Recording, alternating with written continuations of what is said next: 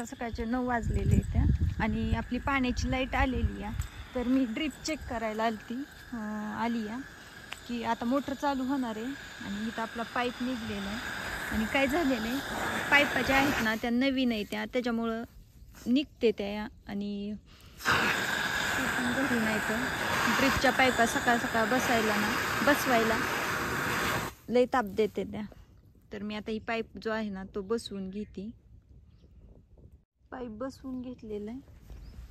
तर आता चेक करते अजून कुठल्या निघलेत का काय ते.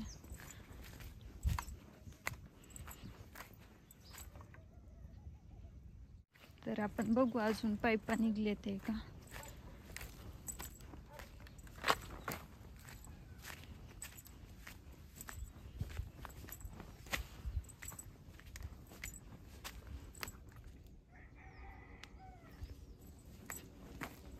काल इथे एक पाईप निघलेली आणि नवीन पाईप असल्यामुळे सारख्याच पाईपा निघते ते. इथं भरपूर पाणी गेलेले वाया आणि ती बेड तसाच मग राहतो भिजवायचा. इथं आपण बसून घ्या. आता मोटर चालू झालेली, पाणी पण यायला लागलेलं.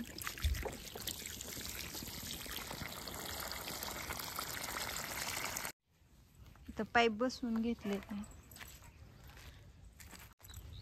आपण पाण्याने बेड तर आधी थंडगार भिजवून घेणार आहे 2 दिवस.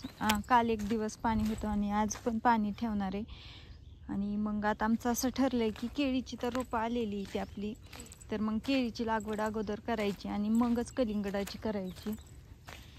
कारण केळीची आखणी करून केळी लावायची आणि कलिंगड काय आपलं असंच लावून द्यायचं आहे केळीच्या मधोमध.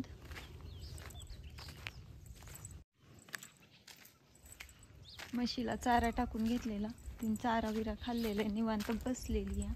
आता थोड्या वेळाने मी तिला पाणी दाखवून घेते. तर आता आम्ही शेतामध्ये आलेलो आहे आणि कलिंगडाच्या शेतामध्ये आलेलो आहे. तर कलिंगडाला ना आपल्याला खत द्यायचं आहे आणि जैविक खत आहे ते आता 1 दिवस आणि 1 रात्र भिजायला घालायचं आहे आपल्याला. तर इथं बॅलर भरायला लावलेलं आहे आणि आता आपण ह्याच्यामध्ये खत भिजायला घालणार आहे. आता आपला बॅलर भरलेला आहे, आपण पाईप दुमडून ठेवू आणि पाणी बंद करून घेते. बॅलर आहे ना जास्त भरलेला आहे, तर ह्याच्यातलं आपण पाणी काढून घेणार आहे. नाहीतर ह्याच्यामध्ये ते टाकलं ना गुळ आणि खत तर मग सांडण पाणी, त्याच्यामुळे मग पाणी काढून घेते. काढून घेतलं. आता गुळ भिजायला घालणार आहे आणि गुळ असा जैविक गुळ आहे आणि ह्याला फोडण्याची ह्याची आवश्यकता नाही, लगेच पाण्यामध्ये विरघळणार आहे ही गुळ. थोडा चुरून टाकते म्हणजे लगेचच विरघळेल. आणि गुळाची कॅरी बॅग आहे ना ती पण स्वच्छ धुवून घेते, त्याला थोडासा गुळ चिटकलेला आहे ना तो. आपण इथं झेटॉनिकची बॅग घेतलेली आहे आणि 2 किलोची आहे. तर मी गेल्या वेळेस की नाही व्हिडिओमध्ये टाकलेलं होतं नाही का, एक व्हिडिओ टाकलेला ड्रिंचिंग. मी गेल्या वेळेस एक व्हिडिओ टाकलेला ड्रिंचिंगचा. तर मी म्हणजे ते जे खत वापरलं ना त्या खताबद्दल काहीच माहिती सांगितली नव्हती, नुसतं असंच टाकलं. पण त्याच्याबद्दल थोडी माहिती पण द्यायला पाहिजे होती बरं का, मला वाटलं होतं, पण मी दिलीच नाही. तर आज की नाही सांगते तुम्हाला. झेटॉनिक हे आम्ही घेतलेले 2 किलोचं. तर ह्याने आहे ना आपल्या पिकाच्या मुळीची वाढ होती आणि झाडं जाऊ नये ह्यासाठी पण छान उपयोग होतो ह्याचा. आणि झेटॉनिक जे आहे ना ते सुरुवातीच्या काळातच दिलं जातं आणि खरं तर ह्याची ना 1ली ते 2री ड्रिंचिंग द्यावी लागते, पण आम्ही दिली नाही. आता 3री ड्रिंचिंग जी आहे ना ते आपली ह्या झेटॉनिकची होणार आहे. आणि ह्याला 1 रात्र 1 दिवस भिजू घालावं लागतं. आणि ही पावडर आहे त्यामुळं मी की नाही अशी सावकाशच ओतून घेणार आहे. एकदम जर ओतली ना तर ती उडणार आहे. आपण ह्याला सावकाश ओतून घेऊ. ही खतं जी असतात ना ती थोडीशी महागच असते, पण आपल्याला जर पीक चांगलं आणायचं असेल ना तर ही खतं वापरावीच लागतात.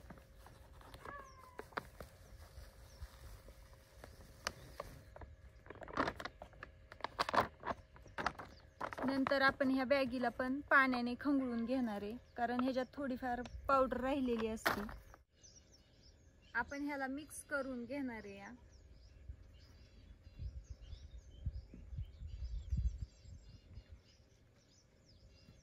खरं तर ह्याला ना बकेटमध्ये कालवूनच ओतायला पाहिजे होतं.